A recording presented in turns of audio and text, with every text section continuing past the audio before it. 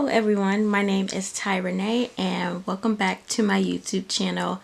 As you can see here for today, I am going to do a review of the highly anticipated game of Final Fantasy VII Rebirth.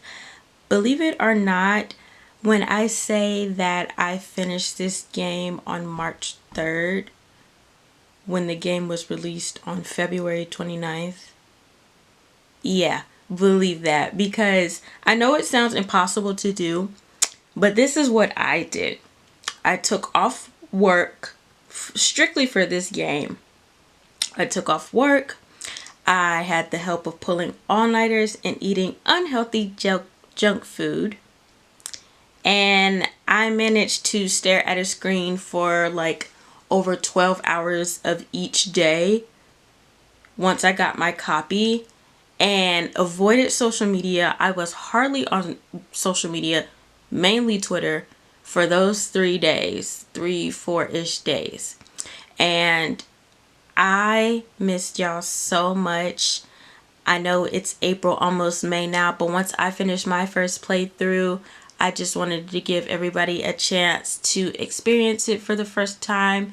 And I said on my Twitter and Instagram that I was going to avoid spoilers until like late March, early April. It's now about to be going into May because today is, what is today? The 24th. So yeah, before I get into all my thoughts, I will repeat here as well, there are going to be spoilers. And if you don't want to watch this, I totally understand. I know that there are some people who are still going through their first playthrough. Totally get it. I will miss you, and I hope to see you in the next video, or I hope to see you once you're done with your first playthrough so I can discuss the things and you can see what I'm discussing about.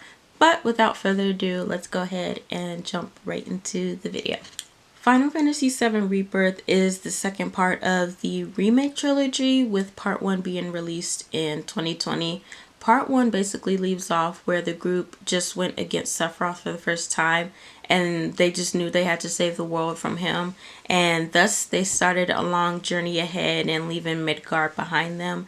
And I knew this game, Rebirth, would be phenomenal just from looking at all the trailers leading up to the release of this game. And to be honest, we all know that the second installment of any piece of media is usually the superior installment. And believe what the critics are saying about this game, because it is 100% true. I do want to start off with different locations we've ventured off to throughout this installment. The developers really put their all into each and every location within this game, and it felt as if every place that we went to was an open world, but at the same time there were some places that were a little bit limited, but not in a bad way.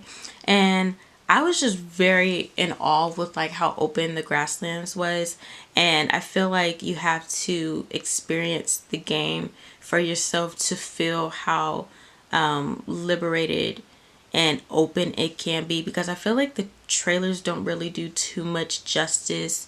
I just feel like it's something you have to experience yourself. Personally, my favorite location throughout the whole game was Costa del Sol, and you can't go wrong with the location like that. That's basically like filler for the audience, and it kind of gives the characters a break from chasing after a complete psycho who is trying to destroy the planet. But I mean, hey, I also thought the Forgotten Capital was gorgeous too, but for someone who basically is experiencing the story of 7 for the first time, I really could not focus on the beauty of it too much because my anxiety was just throughout the roof. We'll get into that part later.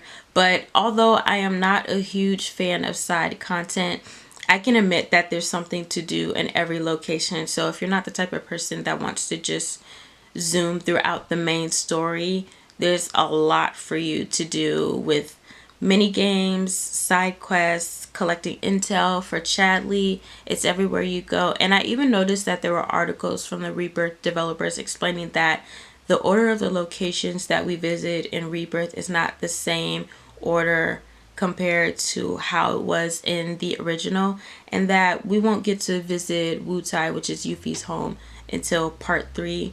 I personally didn't mind the difference of the orders of how we, visit the locations, because for me it did not feel abnormal. Like, why are we going here? This does not feel right. Everything just went smoothly. I am a little bit sad though that we didn't get to really visit Yuffie's home, because I felt like we could have had more of a sense of Yuffie's upbringing compared to like how we did with Barrett and Red 13. I feel like with Crisis Core, Traces of Two Past, and even part 1 of the remake just really gave a good understanding of what Cloud, Tifa, and Aerith went through. So I didn't really feel too much missed out. Now, onward with the characters, I can honestly say that the interactions between anybody in this game, it felt completely different with part 1, but I say this in a good way. There are so many moments when I played this and I was either dying from laughter or like my heart was warm, because everybody was just so supportive of one another. Barrett and Aerith, I don't know what they did. The writers did really good with them, because I feel like they were just comedians and I was laughing. I think those two were mainly the main ones that had me laughing throughout this installment. But speaking of Barrett, I am really happy that they really dived into his backstory. And to be honest, like, looking from the outside by just playing part 1 of this remake trilogy, I thought that Marlene was his biological daughter, and I thought he had a wife who was like a lighter skin tone of his. But then once I found out that Marlene was not his biological daughter, I just assumed that he just took her underneath his care just so she can basically feel love. But there was so much more to that. I was just taken by surprise that he was actually the father of, or the friend of Marlene's biological father when everything went downhill. And Barrett, he was happily married to somebody else. And honestly, his backstory was just completely emotional for me. And I can definitely say the same with Aerith as well, when she went through her trial in chapter 13 and seeing like the younger version of herself trying to like help her mom, and she's walking around begging and begging all of these strangers to help her, and everybody just ignored this little girl except for Elmira, obviously. And thankfully Elmira had a kind heart to look after Aerith and basically just become the mother that she needed after her biological mother died in front of her and asked for her to take care of her baby. And despite all of that, Aerith necessarily never had hatred for the Turks when she explained that to Song, and she managed to keep her head up for this fight to protect the planet with the others. And Red 13's story, it took me by surprise too with the whole voice changing thing. Not sure why I didn't pick up on that when they was kind of giving clues like this, he's switching back and forth. But I mean, once we got to Cosmo Canyon, it completely threw me off knowing that he was like a young boy before Hojo got a hold of him, and he uses a deeper voice to be taken more seriously. Looking at the credits too, it looked like Max Middleton was taking care of Red 13's voice even when he had like a cheery voice. So props to Max, because I'm pretty sure that's really hard to like switch back and forth between the deep and the lighthearted voice. So that's a really good job with what he did. And then we also got to see how Zack was more involved with Rebirth, considering that there's more than one universe in this game. And we see him looking after Cloud and Aerith while befriending Biggs, just to get an understanding what's going on with the world. And I'm going to be honest, I was a little bit disappointed with how he was really handled. The previews made it seem like he had so much more involvement with what's going on, only to see that he just really didn't have much. But I guess it's kind of the same for part 1 as well.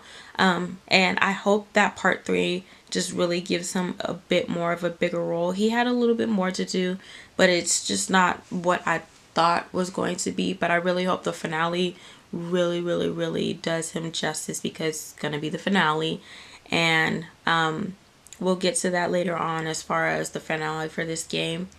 I feel like this game has really explored Cloud's character in a way that I could ever imagine, to be honest. In part one, we see him a little bit more distant, more quiet, and he does open up a little bit in part one, but we see way more of that in Rebirth. We still get the seriousness of him wanting to stop Sephiroth, but we also have his moments where he can be goofy, and he does smile a little bit throughout the day, and I will admit it kind of frightened me at first. But looking back at the scenes where he smiled, it really made me happy that my baby was happy. And taking on that Zack persona from chapter 1 and what he believed would happen in Nibelheim, it was something that I never thought I would see from Cloud, at least for that long, whether it was real or not.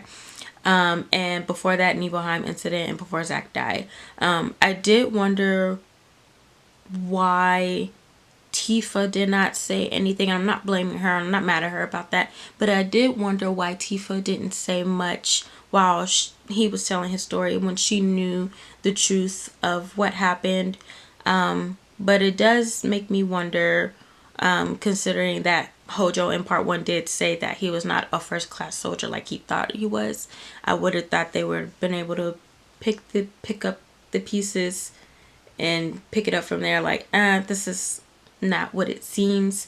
Eventually he did pick up on the fact that Zack was his friend and that he died rather than being some lame guy that left Aerith completely dry.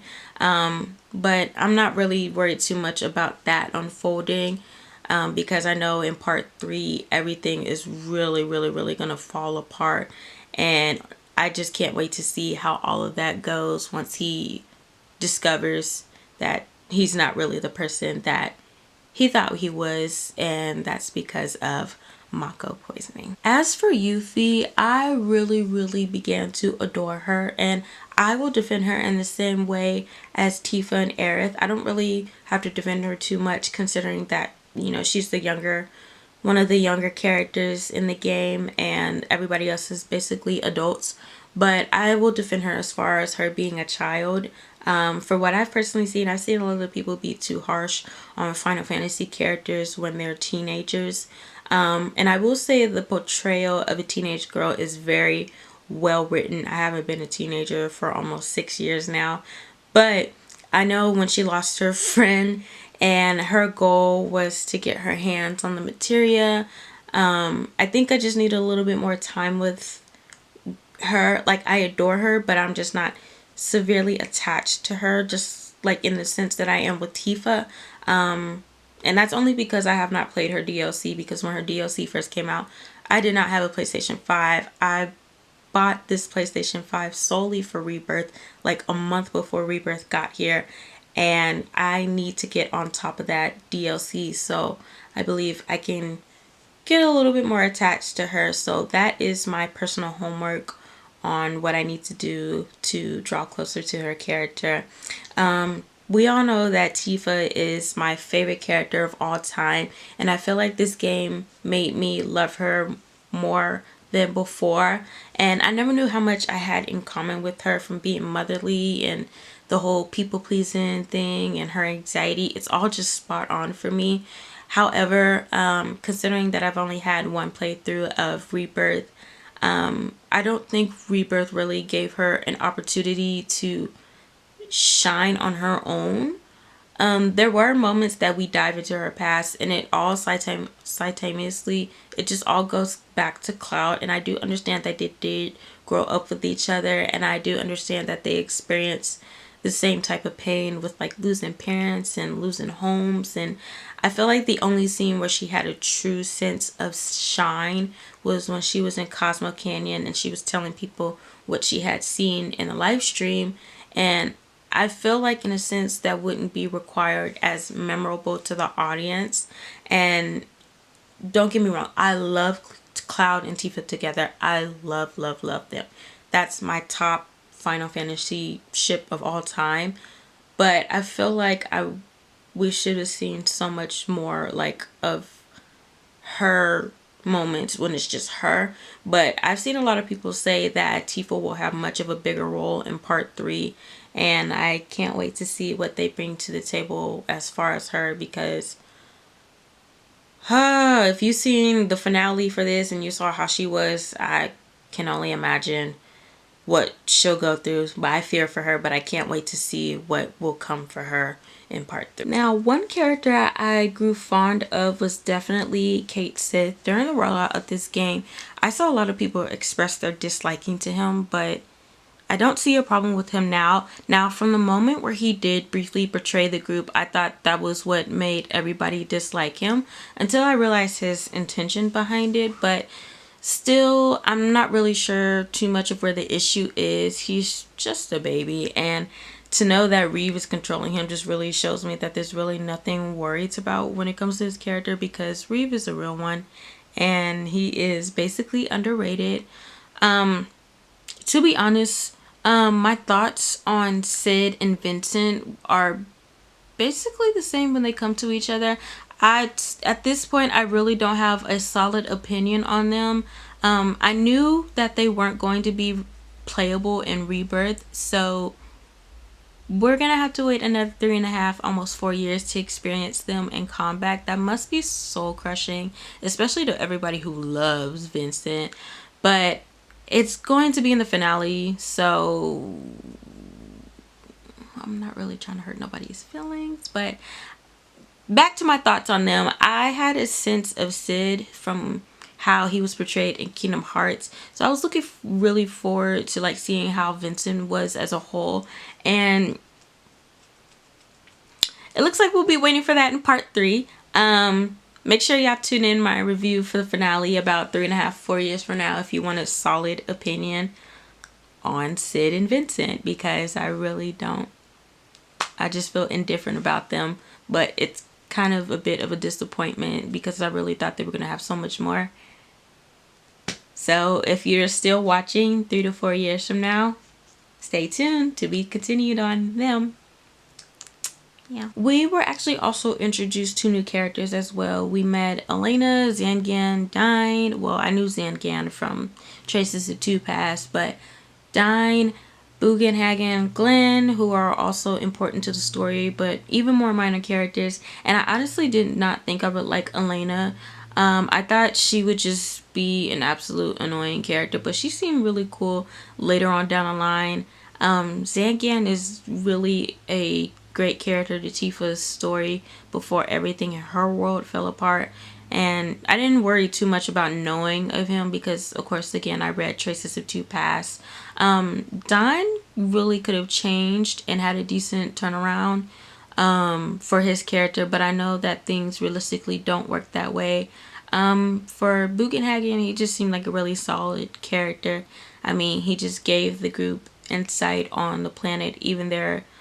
I was just like standing there and looking kind of stupid because I am not really the brightest person when it comes to studies, but I'm pretty sure Cloud, Tifa, and Aerith digested that very well and understood immediately what he was trying to say about the planet. Anyways, that goes to show you how I did in school. Anyways, with Glenn, I know he had a much bigger role in Ever Crisis, and I'm personally not a fan of mobile games, but I know that he has close ties with Sephiroth, so I wonder if he would actually bring something to the plate for the finale, considering how Sephiroth is using him. And of course there are more minor characters, but I really wanted to bring up those characters in particular because of their purpose and what they brought to Rebirth. And y'all also need to stop hating on my baby Chadley because he ain't do nothing to y'all. He ain't do nothing to y'all. He just wants some intel. He just want intel. That's all he want. Stop being a hater. Now, as far as gameplay, it takes me back to part 1 as far as from, you know, getting from point A to point E.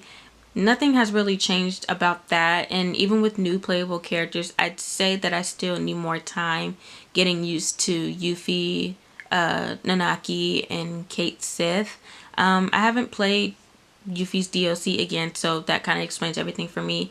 Nanaki's fighting style really reminds me much of like Sora and Simba from Kingdom Hearts 2, so that's not really too much of adjusting there. I still feel like I need some practice on that. I think mainly it's with Cait Sith because most of it is just like tricks and jokesters and just like little little tiny stuff here and there that I feel like doesn't really have too much effect on like the enemy. So again, practice makes perfect, but I did find myself to be really confused as far as how the bars for the synergy attacks load. For limit breaks, you have to work your way up with that in combat. I think it works with either more hits you make or more that you take in, but either way I can see that easily. I'm like, okay. But for some reason with the synergy attacks, it's like 1 minute it's not there, the bars are not there, and the next it's like, oh, okay, there's 2 bars, and like pick who you want to have that combat with, pick who you want to, you know, take that attack with. As I am currently recording this, I've only played this game once, and I will say that my favorite boss fights from the first playthrough will have to be Elena and Root the first time, and Galleon Beast, which is also Vincent, and then the Sephiroth fight, but only the bit where Cloud and Zack fight side by side. And I really want to talk about chapter 14. I really do, but I'm going to take it slow and just take it bit by bit. We'll get to the finale, I promise. The mini games that I did play within the storyline were very interesting to say the least. My favorite one would definitely have to be the Chocobo race, and mainly because it was nowhere near stressful compared to the others.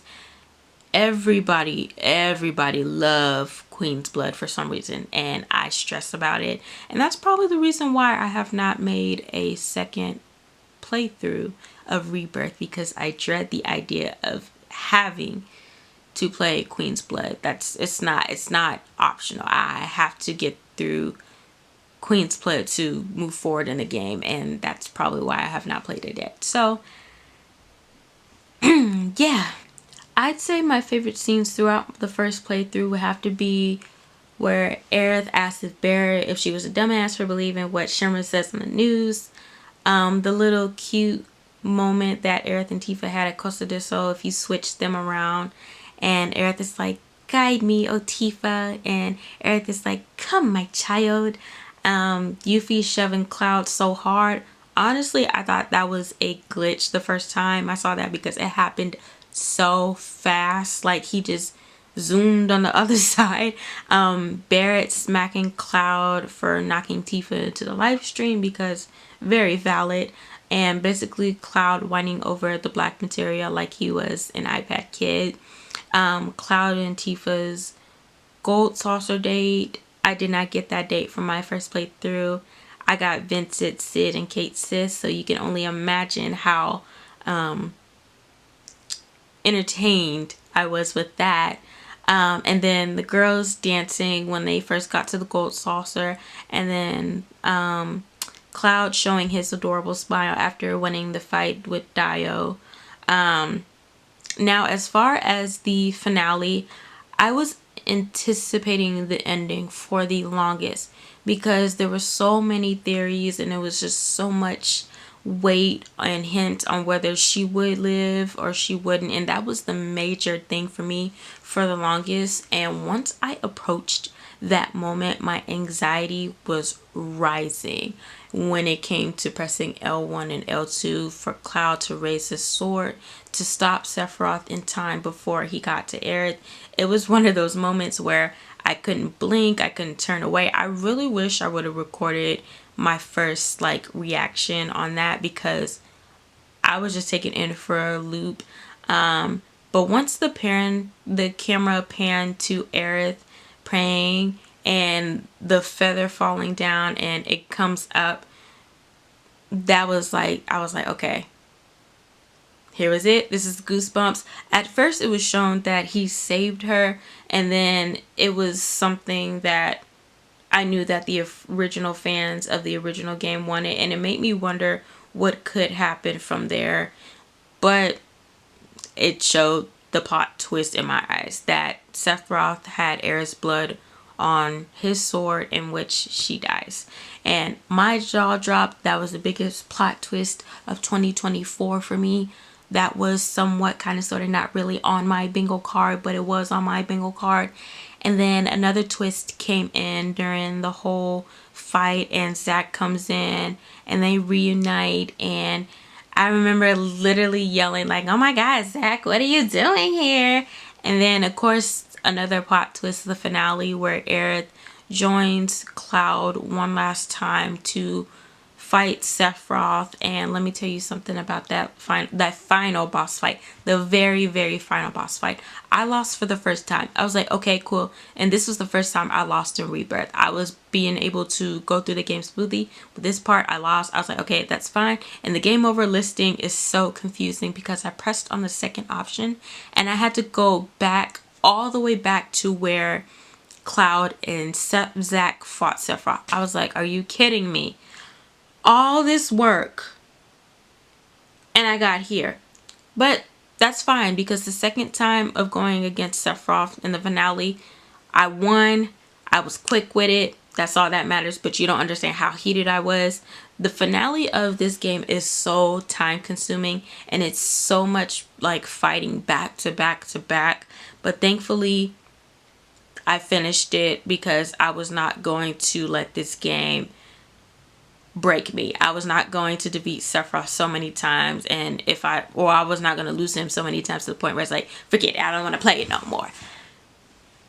But I will say that I did have more questions than answers when it came to this game. Like, what are the White Whispers for? How is Aerith going to still be involved since we and Cloud can still see her and Nanaki can still sense her? And how is Zach going to be involved in this? What does the clear material represent? And my brain just basically went numb, and I feel like I'm just going to raise more questions if I play it more than once. For me, watching the finale for the first time, I could not cry because I was filled with so much adrenaline. Can I talk? But after I watched it for a second time, I did in fact shed some tears, mainly because of how Tifa and Yuffie reacted to everything. But I mainly felt bad for Tifa because she lost her parents, she lost both of her homes, she lost two of her closest friends. Those were the first girlfriends that she had, and she lost both of them. And the boy that she loved is slowly losing his mind, and she was just quiet like throughout the final chapter. She only said like one thing like in dialogue, but like in gameplay, like she was talking of course like with battle quotes. But after all of that just like eased down, she was just quiet and just grieving, while everybody else, and I'm not saying not everybody else didn't care, but like a lot of the guys were like, okay, we gotta keep pushing to stop Sephiroth. And there's a lot of things I did want to see in the finale, and I could list off every single thing, but I just know that the finale will be grand and I can feel it. And Rebirth definitely outdid Remake, so I know for a fact that part 3 will absolutely outdo Rebirth and Remake, and this will in fact go down as one of the best trilogies of all video games. And Final Fantasy VII Rebirth is in fact the video game of this year. Well, with that being said, that is actually the conclusion for today's video.